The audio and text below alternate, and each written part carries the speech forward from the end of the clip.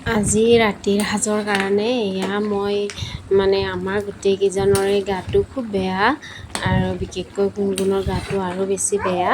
সেইটো কাৰণে ভাবিছোঁ এনেকুৱা নহয় কথাটো যে তেওঁ মোক মাংস আনিব বুলি কৈছিল, মাংস আনিম নেকি আজি, কিন্তু আজিকালি জ্বৰৰ লগত যে আৰু জণ্ডিচ হয় কিবা হয়, সেইটো কাৰণে মই মাংস আনিব দিয়া নাই। আৰু কৈছোঁ কি চয়াবিনকে আনক আৰু চয়াবিনে বনাম আৰু ৰুটি দিম। খুব চৰ্দি, সেইকাৰণে মই আটা মাখি ল'লোঁ।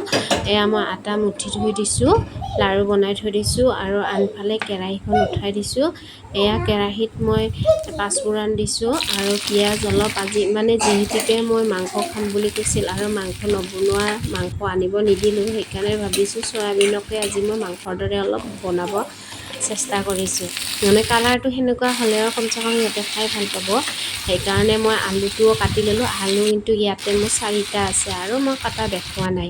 এয়া মই নিমখ হালধি দিছোঁ, দি পেলাই অলপ তেলো বেছিকৈ দিছোঁ। আপোনালোকে আৰু নক'ব যে তেল বেছি হৈছে, কাৰণ তেল বেছি দিছোঁ। চয়াবিনে তেলটো বহুত খুৱাই লয়। আৰু এয়া চয়াবিনখিনি মই গৰম পানীত তিয়াই থৈ এতিয়া মই ধুনীয়াকৈ চয়াবিনখিনি এতিয়া এখন পেনত মই ভাজি লৈছোঁ। অলপ নিমখ হালধি দিছোঁ আৰু আনফালে মই মিক্সাৰ গ্ৰাইণ্ডাৰত জালুক, বিলাহী এটা দিছোঁ আৰু আদা, ৰহুন, গোটা জিৰা এনেকৈ দিছোঁ। দি এইখিনি মই মিক্সিত মাৰি লৈছোঁ।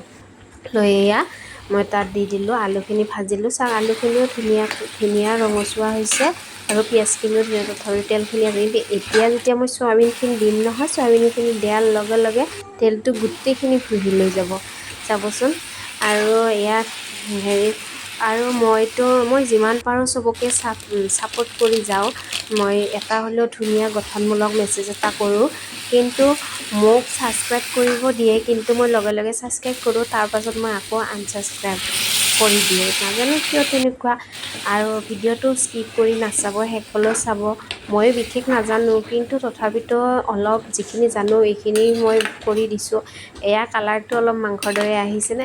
ব্ৰইলাৰ মাংস খোৱা আৰু চয়াবিন খোৱা কথাটো একেই, তথাপিতো চয়াবিনতো প্ৰ'টিন আছে আৰু ব্ৰইলাৰ মাংসতো প্ৰ'টিন আছে। কিন্তু মাংসয়ে ন, চয়াবিনে, এইকাৰণে কালাৰটো ভালে হৈছে বাৰু। আৰু যি লাগে মই এইখিনি দিলোঁ। অকণমান কাশ্মীৰী ৰেড চিলি দিছোঁ, বিশেষ মই একো দিয়া নাই। আৰু মই গোটা জিৰা ব্যৱহাৰ কৰিছোঁ আজি, আৰু জলকীয়া এটা দিছিলোঁ আৰু অলপ জ্বলা হোৱাৰ কাৰণে মই 3টা জ্বলা দিছোঁ। আৰু এই 3টা জ্বলা মই গুণগুণৰ চয়াবিনৰ তৰকাৰীখন কাঢ়ি থৈ দি মই অলপ হেতাখনেৰে পিটিকি দিম। আৰু এয়া শেষত মই অকণমান গৰম মছলা দিছোঁ। আৰু এয়া মোৰ ৰেডি হ'ল চয়াবিনৰ তৰকাৰী।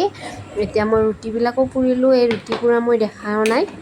আৰু এয়া তৰকাৰীখন চাওক, অলপমান মাংসৰ দৰে আহিছেনে কালাৰটো, আৰু জনাবচোন আপোনালোকে মাংসৰ দৰে আহিছেনে নাই। আৰু আজিলৈ আহিছোঁ। ভিডিঅ'টো যদি চাই ভাল লাগে লাইক আৰু কমেণ্ট এটা কৰিব। আজিলৈ বাই।